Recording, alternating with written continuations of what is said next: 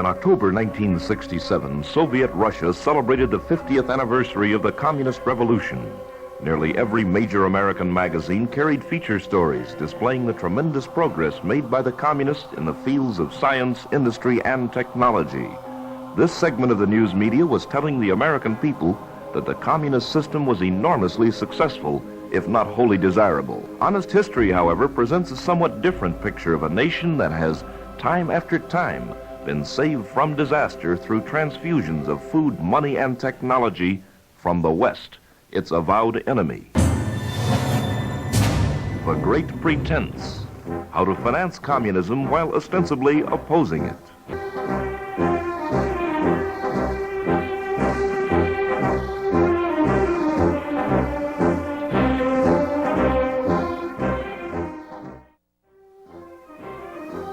The takeover of Russia by Bolshevism was not a spontaneous revolution of landless peasants and workers, but was a carefully designed plot, organized and financed from outside of Russia. Lenin was imported into Russia from Germany, and Leon Trotsky left his exile in New York City with a revolutionary cadre determined to make Russia the home of world communism. Revolutions are expensive. The money for the Bolshevik Revolution came primarily from Germany and the United States. One of the chief German financiers of the Russian Revolution was M.M. Warburg, who made millions available to the Russian communists through a bank in Sweden. In America, Jacob Schiff, a partner and brother-in-law of Warburg, contributed $20 million to the Russian Revolution. This was rather a strange act for an American, since it was definitely to the detriment of the United States to have Tsarist Russia knocked out of World War I. 3 years after the Revolution, Russia presented a picture of untilled fields and idle factories. All was chaos. Production had been reduced to 1/7 of the already low pre-war level. Such was the result of radical socialization. In order to save communism, Lenin ordered a complete about-face. In 1921, he announced his new economic policy, known as NEP. Lenin called upon the mighty industrial powers of the West with their engineers, research scientists, and technologists to come to Russia so that Bolshevik progress might begin. Lenin said of the hated capitalists, quote, "They will furnish credits which will serve as a means to support the communist parties, and by supplying us with materials and techniques which are not available to us, they will rebuild our war industry, which is essential to our future attacks on our own suppliers. In other words, they will be laboring to prepare their own suicide." Lenin was right, for the West took the bait. Historian Werner Keller, in his excellent book, East minus West equals Zero, describes how capitalism built communism. The first modern aircraft factory in Russia was built by the German Junkers concern. Thus, Soviet air power was born. Large numbers of Soviet engineers and workers were trained.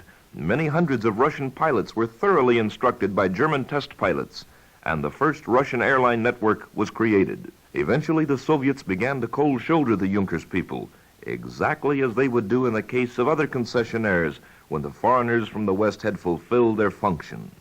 After 1925, the USSR began withdrawing one concession after another and breaking the agreements made in their original contracts. The Red Army was also built by Germany. Because Germany was forbidden by the Versailles Treaty to maintain an army or to manufacture arms, Communist Russia offered Germany a unique chance to evade the treaty. Moscow willingly made suitable training areas available to the German army so that it might continue undisturbed behind the Iron Curtain by developing and testing its weapons on maneuvers. The Germans established a flying school, an armored vehicle school, and a chemical warfare research unit within Russia. Large-scale production of new tanks and military aircrafts were begun by the Germans in Russian factories. German officers secretly trained the Red Army, including many of Russia's future generals. Russia's most famous general, Gregory Zhukov, was himself a product of German staff schools. Ultra-modern gold mining installations were constructed in Russia by Lena Goldfields Limited, an English firm. As soon as the gold field was developed, the English were ousted. The gold mine from the Lena field by hundreds of thousands of slave laborers provided much of the money with which Russia paid the capitalists for building the industrial capacity of the USSR. Other foreign exchange money was obtained by deliberately starving to death millions of Russians so that wheat could be exported. The United States has been Russia's prime patron ever since the Russian Revolution. In 1921, Herbert Hoover set up an international organization to end famine in Russia. The United States alone sent 700,000 tons of foodstuffs. This was a prime example of misplaced idealism and charity. While many lives were saved, the communist system was also saved, with the result that millions have lost their lives and the Russian people were deprived of their best opportunity to throw off the yoke of their slave masters. Even though there were no diplomatic relations between Moscow and Washington, American industrialists made private agreements with the Soviet Union. Thus, U.S. firms acquired gold prospecting rights. The Standard Oil Company won an oil boring concession. Averell Harriman built mines to work manganese ore deposits. General Electric sold Moscow electrical equipment to the value of over $20 million, and other American firms set about re-equipping Russian industry. From 1921 to 1925, $37 million of machinery and equipment were pumped into the Soviet economy by American industry. In 1928, the NEP was replaced by the first five-year plan, which promised to transform the Soviet Union from an agricultural into an industrial economy. Such a vast project was impossible without the active help of Western industry and its unlimited supplies and expert technical knowledge. By the time the first plan was announced, the essential contracts had already been signed by Western firms, which was why the Soviets appeared so confident in projecting their goals. Unobserved by the American public, some of the largest American industrial concerns, which were steadily insulted in the Soviet press as, quote, the last strongholds of imperialist capitalism, began doing business with the communists. Orders worth millions of dollars poured into the offices of these great firms. In 1930, the Bolsheviks arranged for the Ford Motor Company to establish the Russian motor car industry. The Soviet representatives signed contracts with Henry Ford for patent licenses, technical assistance and advice, plus an inventory of spare parts. Ford technicians were sent to Russia to train the Russians in assembling automobiles. The factory was to be capable of turning out 140,000 cars a year, and an Ohio construction company contracted to build the factory. The town of Gorky was transformed into the Detroit of Russia. The Russian steel industry is another example of Russian power made in the USA. A Cleveland firm contracted to do nothing less than rebuild a copy of the city of Gary, Indiana, the center of American iron and steel industry, on Russian soil. This was to be the huge Soviet steel complex, Magnitogorsk. Without iron, there can be no steel. Without steel, no heavy industry. And without heavy industry, no Bolshevik power to bury the West. Americans made Magnitogorsk the biggest iron and steel works in the world. Tractors were a necessity to modernize Soviet agriculture. A Detroit engineer designed and constructed a tractor factory without parallel in any other country. The assembly works were 2,000 feet long and 650 feet wide, covering an area of 30 acres. The tractors produced were copies of the American Caterpillar Company, but there were no arrangements made for payment for use of the patent. Russia merely bought one sample and copied it. The factory was so designed that production could be adapted almost overnight to the production of another, less innocuous commodity, tanks. The communists achieved a propaganda victory by distributing millions of pictures around the globe of the world's largest hydroelectric installation and dam at Dniprogus. It was considered a classic of communist development. Actually, it represented the peak of American achievement. It was designed and built by Colonel Hugh Cooper, who built the dam at Muscle Shoals, Tennessee. The power plant increased Russia's hydroelectric system output by 6 times and produced more power than Niagara Falls. Still, by 1933, Russia was once again on the verge of collapse. And again, it was America which saved the communist regime, this time through official diplomatic recognition of the communists. On the verge of financial collapse, Russia had been staying alive by what amounted to the kiting of checks on an international level. When President Franklin D. Roosevelt reversed the position of 4 other United States presidents and recognized the legitimacy of the communist government, the prestige and thereby the credit of the communists skyrocketed overnight. In return for recognition, Maxim Litvinov promised FDR that the American communists would cease calling for the overthrow of the United States government and the establishment of a red dictatorship in America. It was not until the advent of World War II that the anti-American propaganda was played down in the American communist press, which at that time had a circulation of millions. Ignoring the Russian invasion of Poland, Latvia, Estonia, Lithuania, and Finland, the American government and the American press heralded the Soviets as great believers in liberty and democracy during World War II. In view of the communists' unbroken record of calling for world conquest by communist imperialism, there was no reason why anyone in America should have been so fooled. But once again, the United States saved the Soviet Union from destruction through the medium of Lend-Lease. While many Americans felt that the world's two worst criminal dictators, Hitler and Stalin, should be allowed to fight each other to the death, America intervened with all its might on the side of the Red Dictator. A man in charge of Russian Lend-Lease was the mysterious Harry Hopkins, the alter ego of Franklin D. Roosevelt, who actually lived in the White House. Writer-historian William Henry Chamberlain has written that Hopkins was, quote, after the president, the most powerful man in America during the war. Hopkins, at a Russian aid rally in Madison Square Garden in June 1942, said, quote, we are determined that nothing shall stop us from sharing with you all that we have. Major General John Dean, an expert on Russian Lend-Lease, said that Hopkins' desire to help the Russians was, quote, carried out with a zeal which approached fanaticism.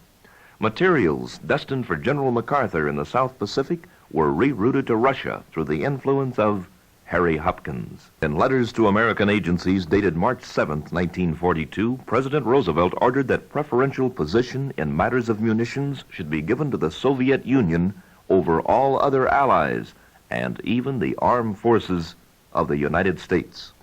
Major General Dean later wrote that then and there was, quote, the beginning of a policy of appeasement of Russia from which we have never recovered and from which we are still suffering. American help went to the Soviet Union at a crucial moment. It is officially estimated that the U.S. sent the USSR over $11 billion in goods, plus the cost of transportation to Russia. Russia, of course, has never repaid a single cent. Vice President Henry Wallace addressed the American people over radio on July 9, 1944, after returning from a trip to Russia. He gloated, quote, I found American flour in the Soviet Far East, American aluminum in Soviet airplane factories, American steel in trucks and railway repair shops, American machine tools in shipbuilding yards, American compressors and electrical equipment on Soviet naval vessels, American electric shovels in open-cut coal mines, American core drills in the copper mines of Central Asia, and American trucks and planes performing strategic transportation functions. Over half the value of goods sent were non-munitions. The variety of goods shipped to Russia runs into the thousands, consisting of almost every product imaginable. It has been called the greatest mail-order catalog in history. What did America send to Russia between 1941 and 1945? 2,660 ships with a total cargo of 16.25 million tons left American ports for the Soviet Union. America donated over 15,000 planes to the Soviets. The Russian transportation system, which had almost broken down, was completely re-equipped. 1,900 steam locomotives and 66 diesels were sent by the U.S., together with 10,000 railway cars, shipload after shipload of machine tools, complete industrial plants, spare parts and armaments, textiles and footwear were unloaded in Russian ports. Of inestimable value were the supplies of foodstuffs. Nearly 4.5 million tons of tinned meat, sugar, flour, and fats were sent from America. Gold mining equipment from American mines, which had been closed by government orders, were shipped to the Russians at the express orders of the Treasury Department's Harry Dexter White, who was later proven by the FBI to be a Soviet spy. According to Viktor Kravchenko, who defected from the Soviet Union after serving in America during World War II, all Russian personnel sent to this country during the war had two jobs. First, his regular job, and second, that of being a spy. Among the agents posing as unimportant minor officials were famous scientists and high-ranking officers with special technical qualifications. Some of the Soviet experts were camouflaged as ordinary workmen. Their job was the theft of technical and scientific secrets from American industrial concerns. The headquarters of the Soviet espionage ring was in Washington, and the Soviet Purchasing Commission called Amtorg, which was officially concerned with administering Lend-Lease. The government watched the activities of the Soviet agents with incredible tolerance. The worst that could happen to an agent was a polite request that he leave the country. In such cases, an official of the FBI would accompany the agent to the boat or plane leaving for Moscow, but without checking his luggage or briefcase. Among the items obtained by Amtorg spies were designs of industrial plants, special machines, parts and details, photographs and blueprints of technical processes in aviation, arms, oil, submarine building, and many other industries, plus complete maps of the United States and locations of strategic defense plants and military installations. The technical information stolen by the Russians was worth hundreds of millions of dollars. The tens of tons of stolen documents, plans, and other technical data were shipped to Russia across the Arctic by airplane, or were packed into the holds of Soviet cargo ships with no customs inspection because they had diplomatic immunity. With tools, machinery, or apparatus too heavy or too bulky for this procedure, the Soviets developed another technique. The goods were declared as something other than what they were. For example, secret radar sets were declared as truck engines, which were permitted exports under Lend-Lease. Tens of thousands of patents were copied and shipped in diplomatic pouches to the Soviet Union. Our patent office was thrown open to a crew of technical experts from the Amtorg Corporation. They were on full-time duty and spent every day going over the files to pick out what they wanted. The House Committee on Un-American Activities stated in 1949 that the number of patents acquired, quote, runs into the hundreds of thousands. Included in the patents were top military items. The communists not only had access to military proving grounds where the most secret weapons were under development, but also the State Department issued an order allowing the Russians to visit any restricted industrial plant and to take motion pictures of intricate machinery and manufacturing processes.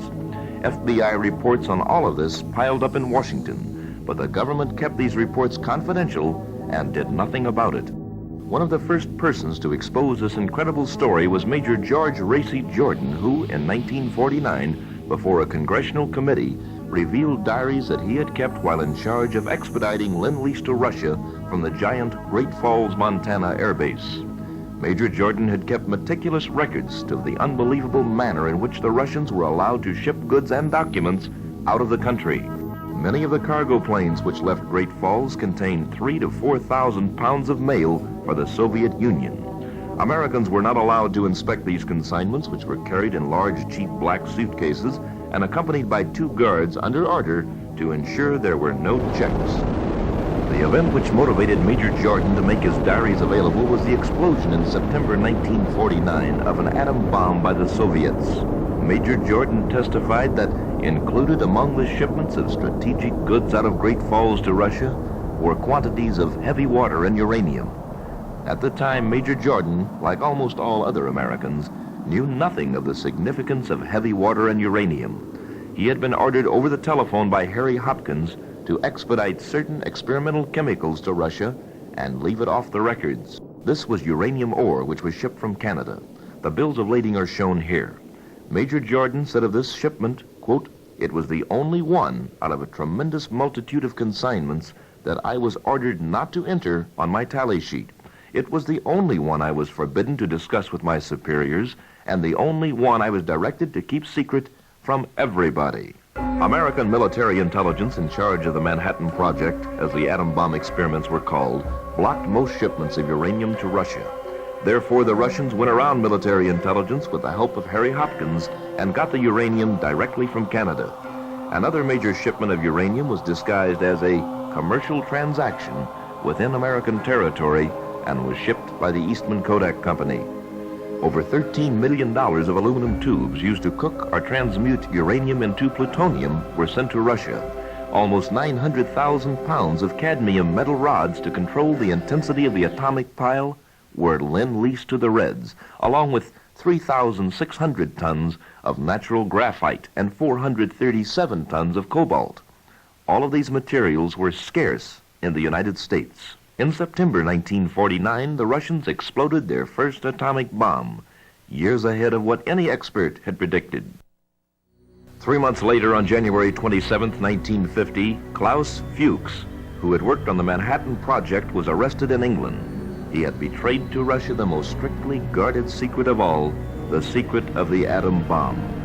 Since early 1942, Fuchs had been supplying the Soviets with every scrap of secret atomic information available to him. Fuchs was actually on the spot at Los Alamos, New Mexico, when the first atom bomb was detonated. Unknown to Fuchs, another Soviet spy was present, the American scientist David Greenglass. For 6 months, Fuchs belonged to the innermost circle of top-grade scientists which J. Robert Oppenheimer had assembled in Los Alamos. Oppenheimer himself had been making financial contributions to the Communist Party. The Soviets had collaborators, agents, and informers in all key points of the Manhattan Project. Mountains of reports, drawings, blueprints, and photostats were piling up in Moscow from such spies as Alan Nunn May, Clarence Hiskey, John Chapin, Joseph Weinberg, Ethel and Julius Rosenberg, and many more. The number was so large that a vast Soviet staff was occupied solely with checking and evaluating the reports collected by their agents and delivered to Moscow. The Russian scientists and technicians had everything they needed for technical calculations, down to detailed drawings of the most intricate precision parts and the most complicated equipment. Without this advantage, it would have taken 10 years at least to arrive at the stage reached by the United States in 1945. Gaps in the Soviet atomic program were to be filled by the tremendous campaign of looting Germany in 1945. 200 German scientists and engineers were deported and forced to work in the Soviet atomic laboratories. Thus, once again, the equation East minus West equals 0 was proven valid.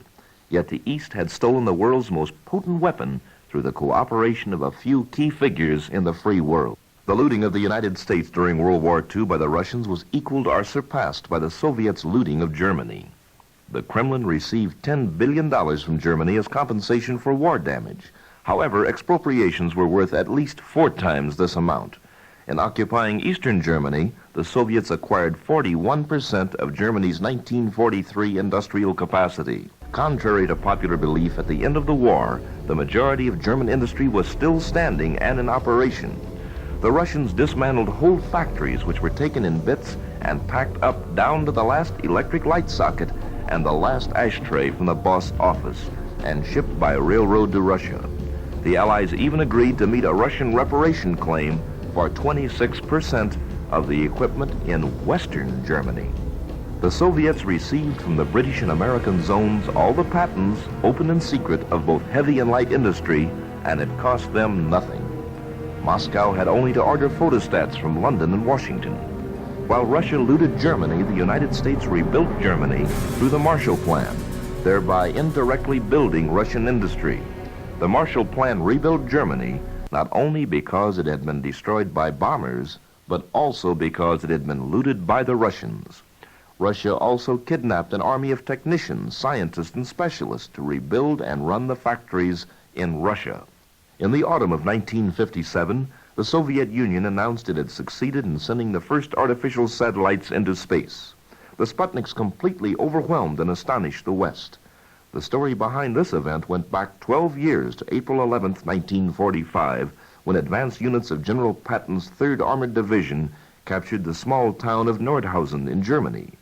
Located near Nordhausen was the heart of Germany's V-2 rocket program. 2 days later, however, the Americans were ordered to evacuate the vast underground factory and to turn it over to the Russians. General Dwight Eisenhower had signed an order to the effect that, quote, all factories, installations, works, research institutes, laboratories, patents, plans, drawings, and inventions must be placed intact and in good condition at the disposal of the Allied representatives. This order originated in the Yalta Conference, in which Roosevelt and Churchill had agreed to Stalin's request for 80% of German industry as reparations. Fortunately, Major I.P. Hamill disobeyed what he apparently felt were treasonous orders and removed hundreds of almost completed V-2 rockets and a number of valuable documents from the underground arsenal. In 1945, the Germans were already working on a long-range rocket. Its eventual use as a carrier rocket for satellites was also envisaged. Over 1,000 machine tools for the production of rockets and mountains of documents, all stamped top secret, were turned over to the Soviets, including blueprints for the future development of the V-2 and the completed plans for putting satellites into space. Lieutenant Colonel Vladimir Shabinsky, a Russian officer in charge of looting the Nordhausen factory, who later defected to the West, said that when the works was complete, the Russians drank toast shouting, quote, "What fools these Americans are." The Nordhausen factory itself was subsequently moved, lock, stock, and wind tunnel, to the Soviet Union, where German scientists and German facilities became the nucleus of Russia's vaunted space program. As the haze of smoke slowly lifted from the pulverized cities of Europe, it soon became apparent who had really won the Second World War. The Soviet Union could count enormous territorial gains, and a vast amount of human skill and industrial potential had fallen into its lap. We went to war to guarantee that every nation in the world would be free from foreign domination. Then we turned over European and Asian nations to the communists.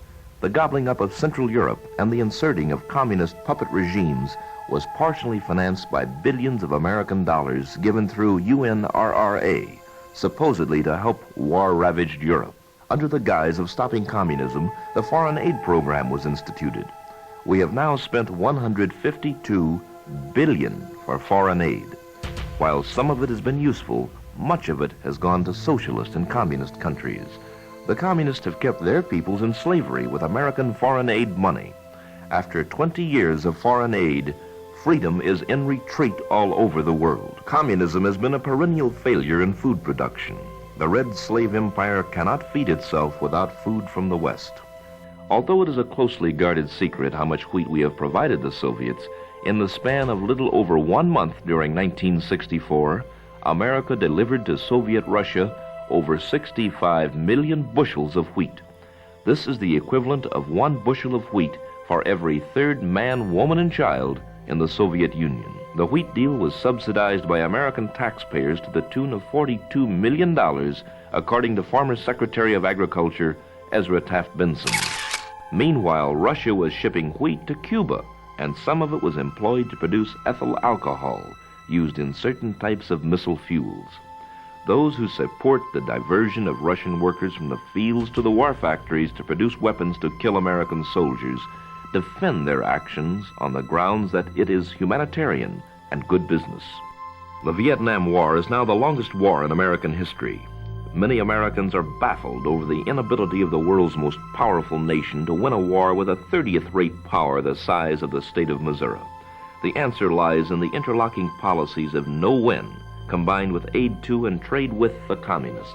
Illustrative of our policy of feeding the hand that bites us is an article printed in a European newspaper and reprinted in the Chicago Tribune of December 26, 1966. Weapons of the Polish armed forces are being shipped from Stettin Harbor in Poland in ever-increasing quantities to North Vietnam harbors, while on one side of the Stettin Harbor, American wheat is being unloaded from freighters. On the other side of the same harbor, weapons are loaded which are being used to kill American soldiers. The Poles receive the wheat from the U.S. on credit, and they in turn ship their weapons to North Vietnam on credit. President Johnson stated concerning Vietnam, quote, "This is war." Yet, on October 7, 1966, the President stated, quote, "We intend to press for legislative authority to negotiate trade agreements which could extend most favored nation tariff treatment to European communist states. We will reduce export controls on East-West trade with respect to hundreds of non-strategic items. I have just signed a determination that will allow the Export-Import Bank to guarantee commercial credits to 4 additional Eastern European countries. We do not intend to let our differences in Vietnam or elsewhere prevent us from exploring all opportunities."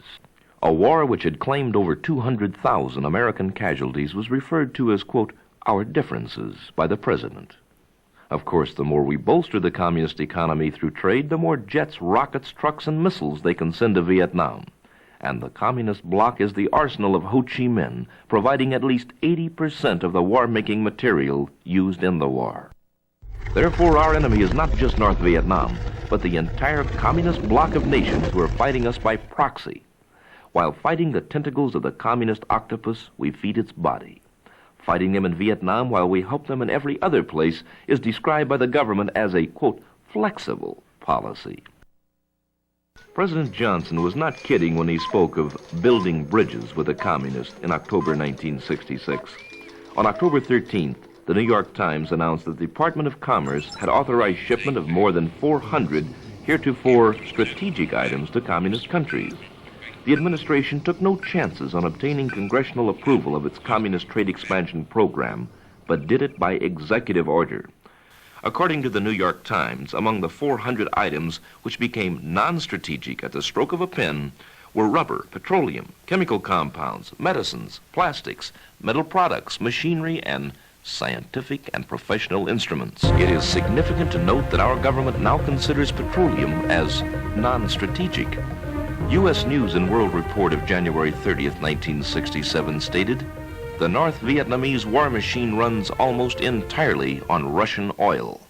It was the hope of millions that the Nixon administration would bring about drastic changes in our foreign policy and that President Nixon would bring about a halt to our suicidal trade with the communists. However, these hopes were dashed on November 12, 1968, only 7 days after his election, when President-elect Nixon announced, quote, "no foreign policy shift." This was emphasized on February 10, 1969, when Secretary of Agriculture Clifford Hardin said he favored the continued sale of wheat to Russia, even though some of it might ultimately reach communist China. In Vietnam, we are at war against ourselves. We are, in essence, financing and equipping both sides. Hardly anyone would suggest we sell missiles and tanks to the communists. However, we send machinery that can be used to produce tanks and missiles and call that peaceful trade. Without our help to communist countries, the war in Vietnam would be over within a few weeks. Without our aid in trade, the communist arsenals would dry up. Yet this surest and most humane way of winning the war in Vietnam is never discussed by Washington or the mass media. Instead, we are sending the communists such non-strategic products as airborne radar equipment, metal cutting machines, turbines, generators, IBM computers, pipeline compressors, nuclear radiation and detection instruments, railway equipment, and jet engines. During World War II, anyone who advocated providing the Nazis with such equipment would have been universally denounced as crazy or worse. During that war, we lost hundreds of airplanes and thousands of aviators bombing the critical German ball bearing works at Schweinfurt. Today, we sell the communist ball bearings, on credit, of course. Our first representative at the Paris Peace Conferences, Averell Harriman, said that those who oppose aid and trade with communists are, quote, bigoted and pig-headed. The State Department has issued a pamphlet heaping scorn on those who oppose trading with the communists. The pamphlet states, quote, "This small group has tried to label our moderate, peaceful trade with Eastern European countries as a sellout to communism." According to a Joint Chiefs of Staff report, we not only indirectly supply the Viet Cong, we also guarantee to keep the supply lines open by failing to destroy the communist ships delivering the war materials. An American pilot can fly over a Soviet ship carrying ground-to-air missiles made with metals from mills built with the United States foreign aid money, but he is under orders not to bomb that ship. The next day, the missiles from that ship may kill him. Even more incredible than allowing the communists to deliver war material by sea is the fact that the U.S. is helping to build a highway complex which will link the USSR with nearly all of Southeast Asia, including Vietnam. Unknown to virtually all Americans, the United States since 1959 has been working with Communist Russia to build a paved highway from the Soviet Union to Singapore. While the value of red trade is enormously important to the communists, it is insignificant as a stimulus to the American economy. Supporters of the red traders in Congress justify the subsidizing of the communists by claiming that it helps our chronic balance of payments deficits. Yet these same congressmen continue voting to pour out billions of dollars a year in foreign aid, the real cause of the balance of payments deficits. Congressman Glenn Lipscomb, one of the few congressmen who has openly opposed aid and trade to the communists, has stated, quote, "The cost of replacing U.S. attack aircraft destroyed during the current fiscal year, 1966, by weapons built by the Soviet Union and communist Eastern Europe could be at least 5 times the dollar value of U.S. exports to the Eastern Communist bloc." In 1964, the Judiciary Committee of the United States Senate compiled a symposium entitled the many crises of the Soviet economy. After proving that profits from trade with the Soviet bloc nations was negligible and not advantageous to the United States, the report stated, quote, "On the communist side, however, East-West trade, despite its apparently limited dollar volume, is not merely of critical importance. It may be a matter of survival. The communist bloc must have Western assistance not only in coping with its chronic agricultural crises, but also to cope with the chronic deficiencies of its industries." Much of what is deceptively called trade with the communist countries is really another form of foreign aid. The communists receive almost everything on credit. Payment for goods sold to the communist is guaranteed American businessmen by the Import-Export Bank. The Import-Export Bank was not set up by Congress, but by Presidential Executive Order number 6581 on February 2nd, 1934. The bank was established in order to foster trade with Russia. The bank is financed by the American taxpayers who will pay any bills on which the communists default. The fact is that no private businessman or banker will extend the communist credit unless payment is guaranteed by the U.S. Treasury. Representative Paul Fino, in congressional hearings concerning the expansion of the Export-Import Bank, stated, quote, "For those who do not believe such credits are risky, let me point out how West Germany's Krupp Empire, now all but collapsed, owes much of its difficulty to overextension of credits to the Soviets. While the newspapers, magazines, and television are capable of publishing and reporting infinite amounts of information about some things, aid and trade with the enemy is apparently a taboo subject. The so-called establishment is moving heaven and earth to keep the American people from learning the truth about these policies." During the 1968 presidential campaign, neither major party discussed the subject.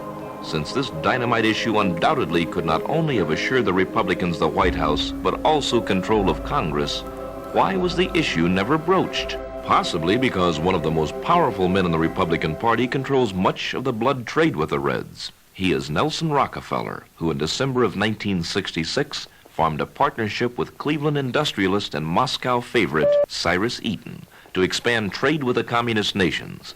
Eaton is the only private American citizen known ever to entertain top Soviet officials, having personally entertained both Khrushchev and Kosygin in his home. In addition, he made an unauthorized trip to communist Cuba in December 1968. Besides promoting trade, Rockefeller is arranging to construct strategic synthetic rubber and aluminum factories behind the Iron Curtain and has reached an agreement with the official Soviet licensing and patent organization covering licensing and patent transactions. The Eaton-Rockefeller Combine, according to the New York Times, was to take over the buying of licenses and patents from the Amtorg Trading Corporation, innocently described by the Times as, quote, "the official Soviet agency in this country for promoting Soviet-American trade." The Times quotes Cyrus Eaton as complaining that Amtorg had difficulty in trying to arrange agreements with American companies. "As you can imagine," Eaton said, "it is almost impossible for a Russian to walk into the research department of an American aerospace company and try to arrange the purchase of a patent." Eaton and Rockefeller are therefore relieving the communist of this difficulty by serving as official agents of the communist. Is it then surprising that the Republicans would not or could not make an election issue of aid and trade with the communists? Lenin claimed, "When the time comes for us to hang the capitalists, they will compete with each other for the profits of selling us the rope." Lenin also declared, "The cultured class of the capitalist countries of Western Europe and America, that is, the ruling classes, the financial aristocracy, the bourgeoisie, and the idealistic Democrats, should be regarded as deaf mutes and treated accordingly. They will grant us credits which will fill the coffers of the communist organizations in their countries, while they enlarge and improve our armaments industry by supplying all kinds of wares, which we shall need for future attacks against our suppliers." The excuse offered for this suicidal policy of building bridges to communism is that the Red Empire is fragmented and that Russia no longer controls her East European satellites. We have been told for 20 years that communism is not a monolithic force, that these are separate countries going their own independent ways. But on the most important issue in this country today, the killing of American soldiers, they are completely united. In Poland, Hungary, Czechoslovakia, Bulgaria, Yugoslavia, there is no disagreement. They like what the Viet Cong have been doing, and they are going to help them and their equivalent in other countries do more of it. The idea of the decentralization of communism was thoroughly discredited by the Russian invasion of Czechoslovakia. But the American mass media was stony in its silence over the disintegration of the communism is mellowing theory. Liberals in and out of the government seem concerned only that the Russian invasion of Czechoslovakia would interrupt the bridge building. They continue to talk of convergence between the United States and the communists on the idea that we are moving from capitalism to socialism, and the Russians are supposedly moving from totalitarian communism to democratic socialism. This nonsense that the communists have given up their goal of world domination comes not from the communists themselves, but from American liberals. Khrushchev claimed that the communists would not abandon Marxist-Leninism until shrimps learned to whistle. Mr. K also said, quote, "When we spit in the face of an American, he thinks it is due." As long as our leaders continue to insist that it is due, the communists will be eternally on the offensive while we are in perpetual retreat. And the enemy will never quit as long as we pay them to continue. And that is precisely what our leaders are doing today. It has become profitable for communists to kill our son. Aiding our enemies is not a happenstance. It is a deliberate policy on the part of certain American government and business leaders with the wholehearted support of the intellectual and communications communities. It is an establishment program to build up the communist nations so that East and West can be amalgamated into a one-world socialist superstate. Socialism has shown over and over again that as an economic system, it is a colossal flop. Almost everything the communists have, they have been given or they have stolen from the West. Time after time, communism would have collapsed if it had not been rescued by the non-communist world. The communists are parasites who live off the blood of the free world. The communist empire will collapse of its own weight if we would just stop propping it up. Their Achilles' heel is that they cannot grow enough food to feed their peoples or produce enough goods to provide a decent standard of living for their slave citizens. More than anyone else, the victims of communism pray for its collapse. All Americans who truly want peace must oppose our trading with the enemy. Just as the Soviets are using trade as a weapon for the conquest of the world, America could use trade as a vehicle to promote freedom. Trade should be a part of our arsenal for Cold War victory, not defeat. Our so-called allies should be forced to choose between trade with the United States and trade with the communists. We must dramatize American might and Soviet myth. What can you do as an individual citizen? American financing of communist aggression continues only because so few Americans are aware of its existence. The job begins with educating and creating understanding about foreign aid and international trade so that we can put a stop to this suicidal policy. You can arrange for this film to be shown to clubs, business organizations, and neighborhood groups. You can distribute pamphlets exposing aid and trade with the communist enemy and obtain signatures on petitions to have it stopped. You can write your senators and congressmen and demand that they take a stand for our American men and against the red traders. Probably the most effective action is to join a local train committee. Train committees are groups of local citizens who are concerned about our long-range foreign policy. Their immediate goal is to create sufficient grassroots understanding about American aid to the communist bloc countries. This aid is being converted to war material to kill American soldiers. Your influence is invaluable. Exert that influence now and help save American lives.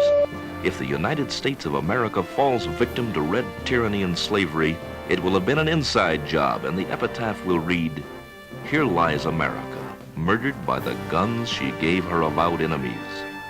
The insiders have built the communist world on your tax dollars, moving like a spreading cancer. We have discovered the disease.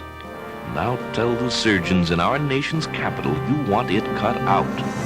Then make certain we maintain a constant alert for new symptoms. We must keep our patient alive. She is the only one history has ever known.